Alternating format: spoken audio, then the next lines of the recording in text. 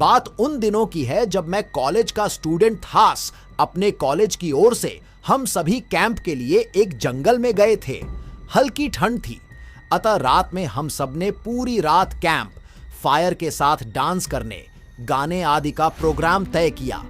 मुझे और सभी साथियों को कैंप फायर के लिए लकड़ियां इकट्ठी करने का भार सौंपा गया। मैं निकला तो सबके साथ ही, लेकिन जंगल के प्राकृतिक सौंदर्य में भटकता हुआ अकेले बहुत दूर कहीं निकल गया।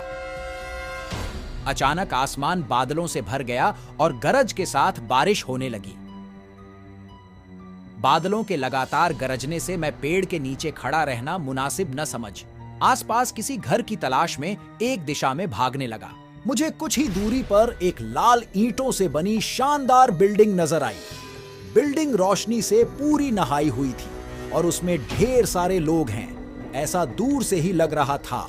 मैं तेजी से भागते हुए उस बिल्डिंग में जा घुसा और सामने से आती हुई एक खूबसूरत नर्स से टकराते बचा।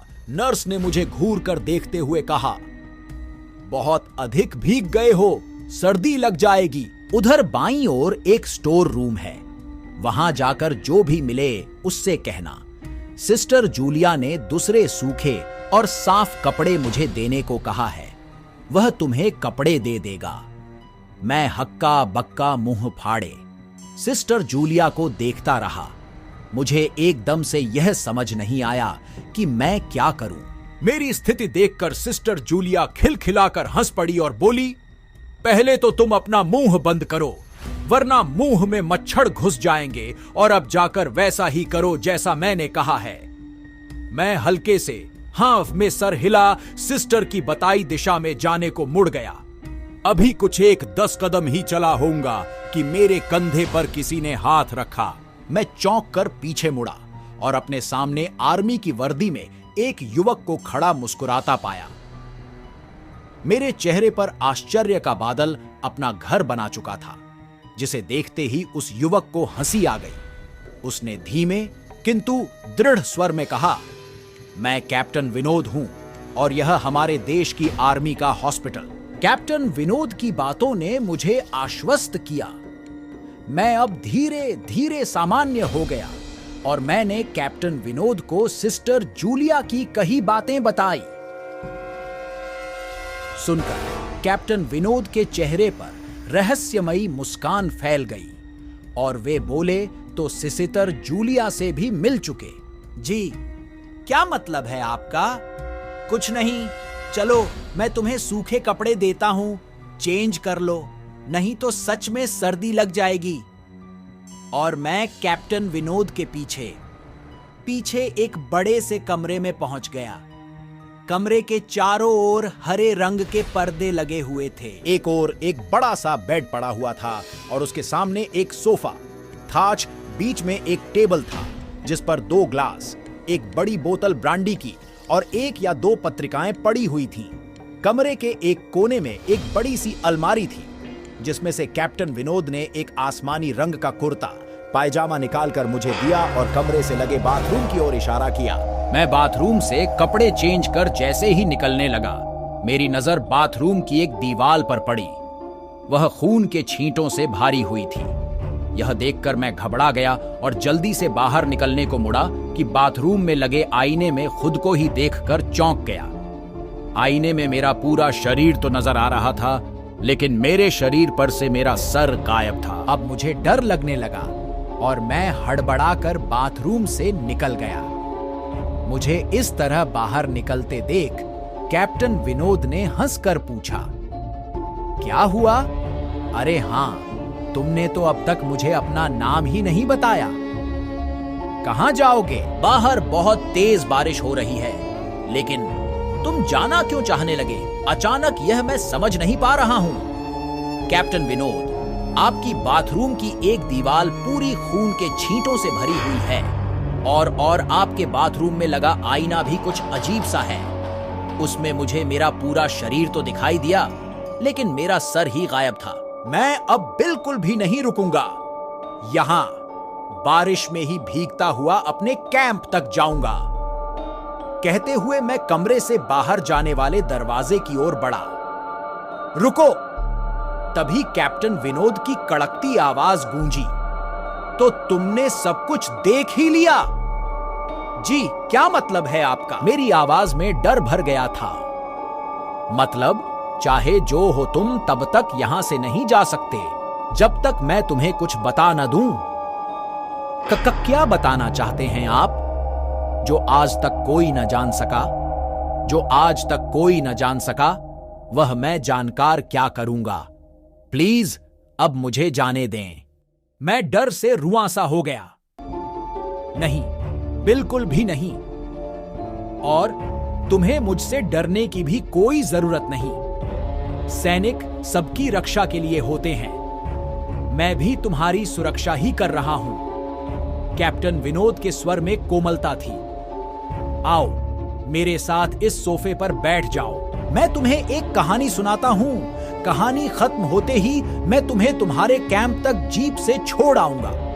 वैसे भी तुम अपने साथियों से काफी आगे निकल आए हो।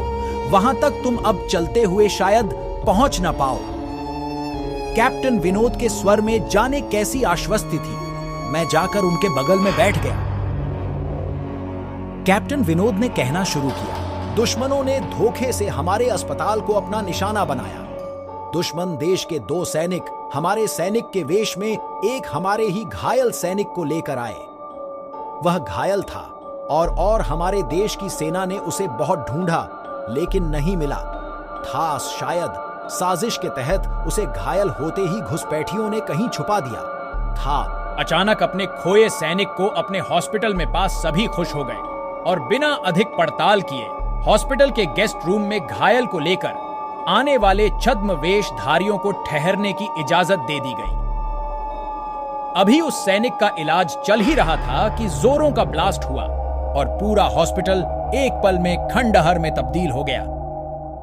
लेकिन हॉस्पिटल तो अपनी शानदार स्थिति में खड़ा है। मेरी बातों को अनसुना कर कैप्टन विनोद ने अपनी बात जारी रखी।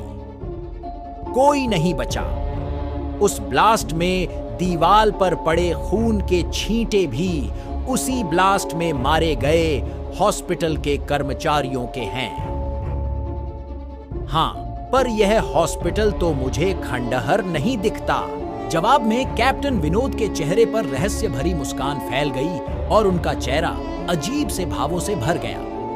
मैं उनके चेहरे को देखकर अंदर से दहल गया। फिर भी मैंने हिम्मत कर पूछा, आप उस ब्लास्ट में बच कैसे गए? सुनते ही कैप्टन विनोद ठाका लगाकर हंस पड़े और मुझ पर एक भरपूर नजर डालते हुए कहा, यह कहानी आज से मात्र 10 वर्ष पहले की है और मैं तो आज से 50 वर्ष पहले मर चुका हूं। इसके आगे उन्होंने क्या कहा मुझे कुछ नहीं मालूम। चेहरे पर गीलेपन का एहसास जब काफी हुआ तो मैं जैसे नींद से जागा। मुझे घेरे हुए मेरे सभी सहपाठी और टीचर खड़े थे। मेरे आंख खोलते ही मेरे सर ने कहा, थैंक गॉड, तुम्हें होश आ गया। तो क्या मैं बेहोश था? हाँ, तुम जंगल में जाने कहां भटक गए थे? जब सभी लौट आए और तुम नहीं आए तो हम सभी मिलकर तुम्हें ढूंढने निकले। काफी दूर जाने के बाद हमने एक जीप आती दिखाई दी जिसमें एक आर्मी मैन तुम्हें पीछे की सीट पर सुलाए हुए हमारे कैंप को ढूंढते हुए आ रहे थे। उन्होंने हम सबको भी अपनी जीप पर बिठाया और कैंप तक छोड़ा। हमने उन्हें काफी रोकने की कोशिश की, लेकिन वे यह कहते हुए चले गए, अभी नहीं रुक सकता, एक जरूरी काम है। जब हमने तुम्हारे बेहोश जाने और उन तक तुम्हारे पहुंचने के बारे में पूछा तो बोले, सोमेश ही बताएगा और जो भी बताएगा वह सब अक्षरशः सच होगा। सबकी उत्सुक निगाहें अपनी ओर लगी देख मैंने धीमे स्वर में पूछा, प्लस क्या उनका नाम कैप्टन विनोद था? सर ने हाँ में सर हिलाया। मैंने सबको उधर चलने को कहा जिधर से सबने जीप आती देखी थी। पहले तो सर तैयार नहीं हुए, लेकिन मेरे बहुत कहने पर वे राजी हो गए। सुबह होते ही हम उधर की ओर गए। मैं उस जगह पर पहुंचकर गहरे आश्चर्य में डूब गया। वहां एक अधजला खंडहर था जिसके एक टूटे पत्थर पर लिखा था आर्मी हॉस्पिटल। ये थी आज की कहानी। अगर आप लोग हमारे चैनल पर नए हो तो चैनल को सब्सक्राइब करना ना भूलें।